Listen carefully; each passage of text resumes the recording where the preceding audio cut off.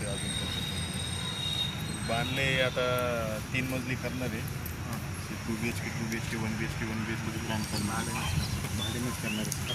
रात्री लाईटीचे पोल पण पडलेत नाही सगळे पोल याच्यामुळं तिथं कोणतरी JCB नाही ना वायर तोडून प्लॉटवाल्याला सांगणार धर ना त्याला. मला ते ह्याला सांगितलं आकाशला फोटो पाठवला. आम्ही सर्वात आधी जेव्हा नाही का मार्किंग केलेलं नव्हतं का तेव्हा काहीतरी 27ला ते गेले. म्हणजे ज्या लोकांनी घेतलं प्लॉटिंग पाडायचं आधी भाऊ मला पुढेही देऊन टाकलं इथं